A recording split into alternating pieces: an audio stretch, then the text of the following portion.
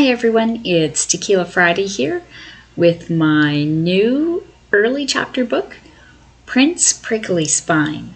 I am going to read you an excerpt. Chapter 1, Unplugged. Prince Roman and I were kicking back in my apartments playing Horse Race 4 while listening to music videos on MeToo. One of our favorite songs, The Plague by the Three Pipers, was blaring from our pizza pads. Pizza pads. That sounds funny to you, right? You most likely come from a realm where they have pear pads or apples or plums or squares. My realm could be right next door to yours, but like most realms, it's invisible, unless you know how to make a portal. You won't even know that other realms exist. The technology wizard, Will Wilds, created pizza pads and pizza palms. They're triangular devices that connect to each other for twice or 10 times the fun. That depends on how many pizza pads you have. You can have 2 slices or a whole pizza.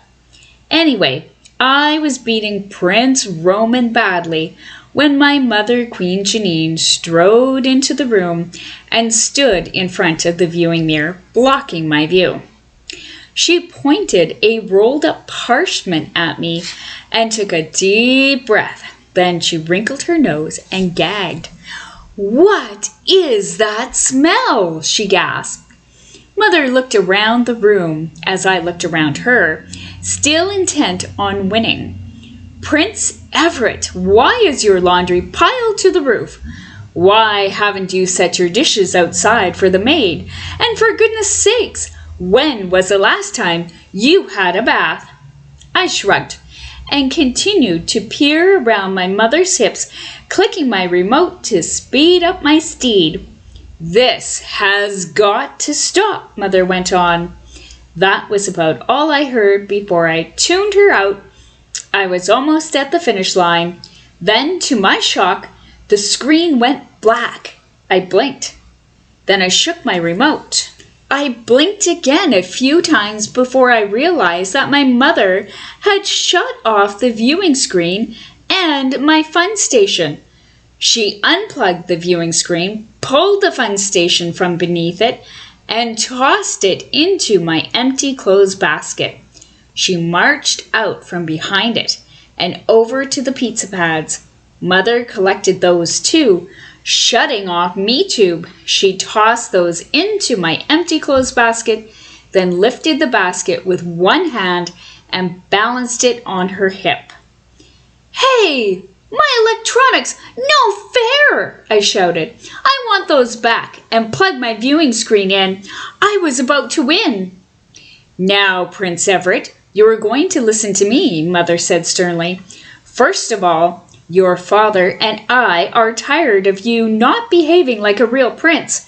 You don't ride horses, you don't joust, you don't meet princesses at fancy balls, and you don't do any princely activities like going on adventures." "I don't care about those things," I whined. "I want my electronics back." I folded my arms and scowled at her. Suddenly, my pizza palm buzzed. I pulled it out of my back pocket to find a text from Prince Roman. "Dude, you're in for it now. Smell you later. I best be on my way." I rolled my eyes. Prince Roman snuck out as Mother put the basket on the floor. She snatched my pizza palm right out of my hand and tossed it into the basket. "Hey, I need that." I tried to snatch it back. She picked up the basket and held it up high so I couldn't reach it. "Everett, eyes here," Mother ordered. Balancing the basket on her hip, she pointed the parchment at me again, this time straight at my nose. "What?" I rolled my eyes. "Okay, fine. I'll go outside and walk around the moat. Will that make you happy?" Mother laughed. "You're going to do much more than that, young man. I just spoke to your fairy godfather. We've decided to send you on a quest." "What?" "My godfather? But he's just a troll.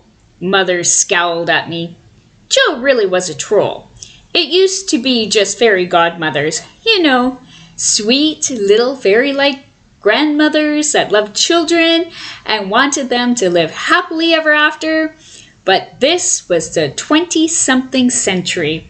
I didn't pay attention to my tutor. Nowadays in medievaldom, anyone could apply to be a fairy godparent as long as they had a pixie spark. A bit of magical dust.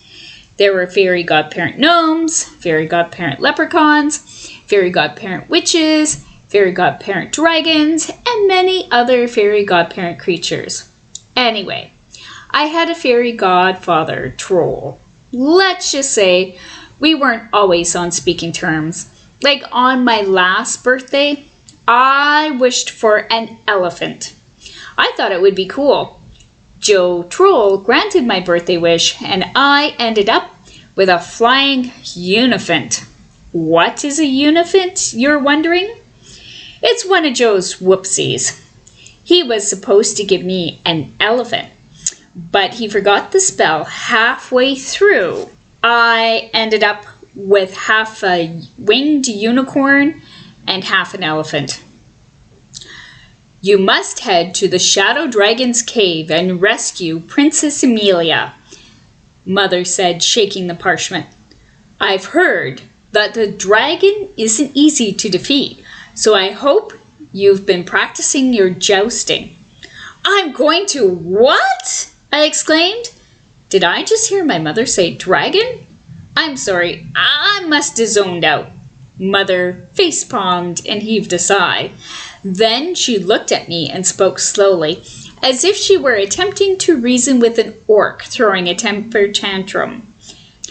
You are going to rescue Princess Amelia Northgrove from the Shadow Dragon's cave.